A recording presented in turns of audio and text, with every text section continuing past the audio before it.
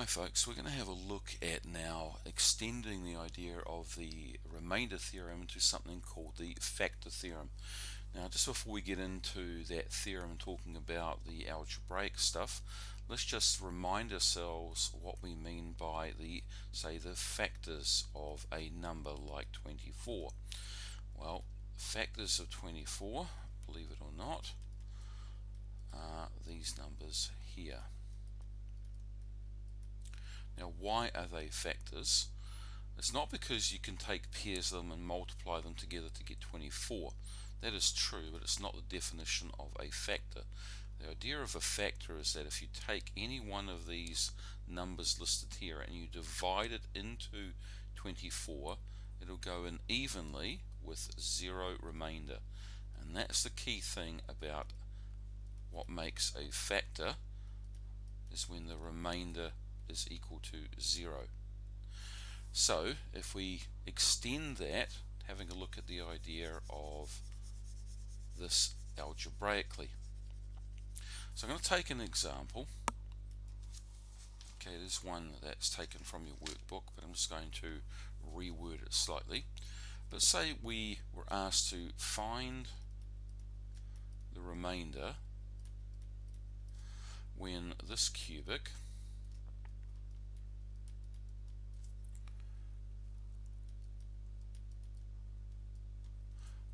is divided by x plus 2, and interpret the result. Sorry about the terrible writing. Okay, let's get the remainder. Now I'm not going to do long division because I know about the remainder theorem now. So what makes x plus 2 equal to 0? Negative 2. So let's substitute negative 2 into our polynomial.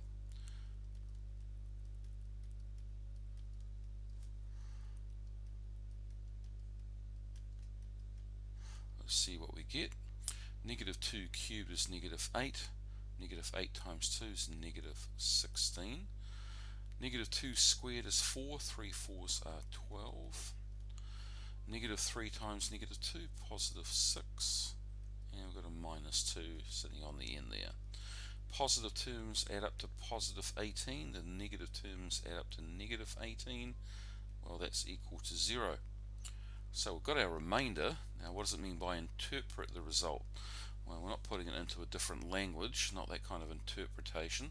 Okay, what we mean is to say, well, if the remainder is 0, the interpretation is that therefore that x plus 2 must be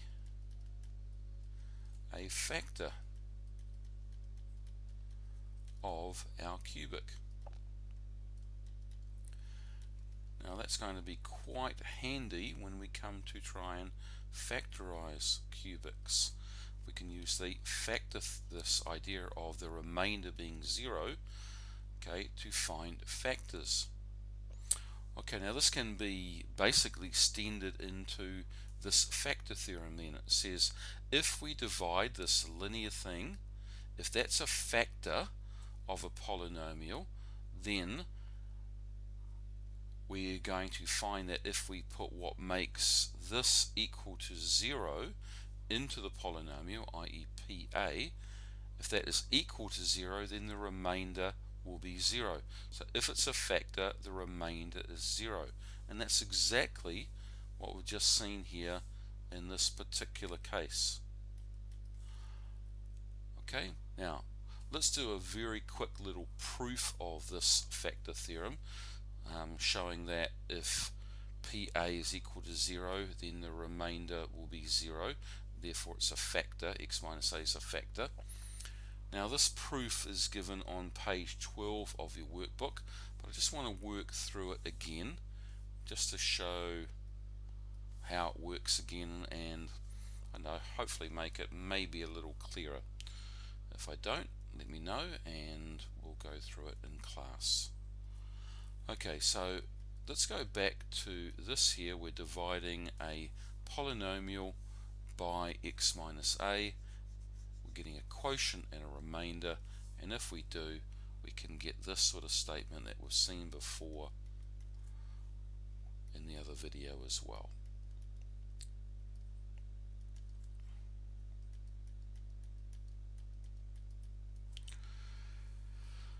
Now, if x minus a is a factor, what do we know? Well, what we know, I'm just going to move this down a bit more, then the remainder must be 0 by the definition of what a factor is. So our statement becomes this simplified version. And then if we let x equal to a, then we get this, excuse me, a minus a, qa. This of course will be 0 because a minus a is 0. Then sure enough we do get 0. So if it's a factor and the remainder by definition is 0, okay, we are going to get 0 then if we put a into the polynomial. The most practical use of this is this statement up here, that if we know that x minus a is a factor, or trying to show that it's a factor, then if we get a remainder of 0 when we use the remainder theorem, we can conclude that x minus a is a factor. Okay, let's have a look at a couple of examples and then we'll get you to try some questions yourself.